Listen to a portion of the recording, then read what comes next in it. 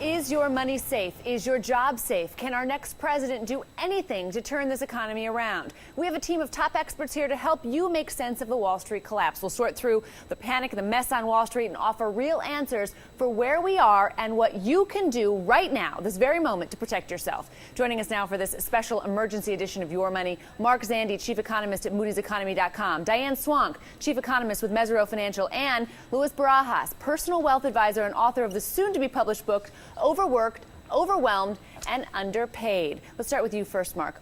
A historic week. Will there be stability now in the financial markets, and can we get the economy moving in the right direction again? Yeah, I think so. When policymakers act aggressively, at least historically, it works. They convince people that they're on the case, that they're going to do the job, and that restores confidence, and we're off and running again. We can't say the worst is behind us. We can say that it's the beginning of the end? Yeah, that's the way I would put it. If you put it in baseball metaphors, I think this is the sixth inning of a 9-inning game, and it's not a doubleheader. This is 3 innings to go. It's going to be painful. We've got, I think, a tough economy ahead of us, but I think the worst in the financial markets is over. Louis Barajas, you are a personal wealth advisor. Everybody wants to know this week. We've had emails, we've had call-ins. What do I do with my money? Is my money safe in the bank? Are my investments safe? Is my 401k safe? Is my money market safe? What have you got to tell them? Well, what I've got to tell them is that their money is not safe if they're acting on fear. What got us into this problem was greed. We all know that. And if we're going to make decisions now based on fear, our money's not going to be safe. And so the problem is right now, we're seeing a lot of people who are going to prey on the vulnerable. People who are saying your money's not safe, move it into gold, move it into this, and then we lack diversification. Keep your money where it's at. Keep it consistent. What we need to do is take a look at our ideal outcome. Why did we invest the money where we have it now in the first place? Louis, let me ask you this. If you've got a little money to put away right now, if you were smart or lucky enough to have some money sitting aside that's not getting hammered, has lost 25% in the stock market, should you be buying? You should be buying if you're buying with a goal in mind, with a risk tolerance, with a time frame. You know what the money's going to be used for, not just to speculate. And that's what gets us in trouble. It's a speculation. Diane Swank, you have been following the economy for a long time. It occurs to me that an economist might be looking at this from a 50,000-foot view and say, it's serious, but these are economic cycles. Is this very unusual? Is this something that's going to come and go and will be okay? Well, how do you see it?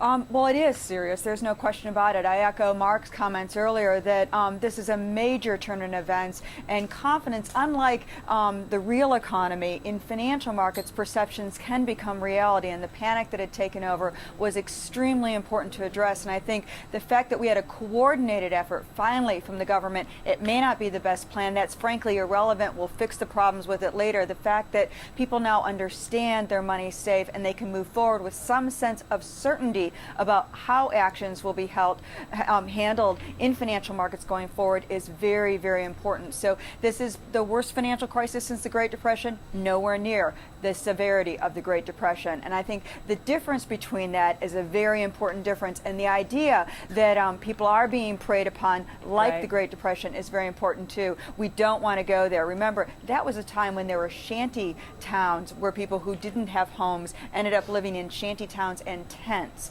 25% unemployment rates, and frankly, people who worked on production lines could lose their job in a second and have someone replace them. That is not the world we're in today. We are in a global world where now everybody in the rest of the world understands they need us even more than we need them, and all of our oars are now in the water. We're all in the same boat. We're going to reach land. Let's listen to what Treasury Secretary Paulson had to say Friday about this crisis and about what they're trying to do about it. And then, Mark, I want to get your response. This is what we need to do, because for some time we've been saying that the root cause of the problems in our economy and our financial system is housing, and until we get stability in the housing market, we are not going to get stability in our financial markets. We've worked with Congress on a number of steps, all of which were important leading up to this, but this is the way we stabilize the system and get at the root cause. So the housing market, it's all about the housing market here, and we're still seeing you can't get a home loan in many places. You are still seeing that kind of seized up, and we know that housing prices are still falling. Until they stop falling, can we turn anything around? No, I think that is the root cause. Prices are down 20% from where they were 2 years ago. They're going to continue to decline. But I think by these kinds of actions that are being taken by the government, and it's not just this setting up an entity to buy up mortgage loans and mortgage securities, it's all the different things that they're doing.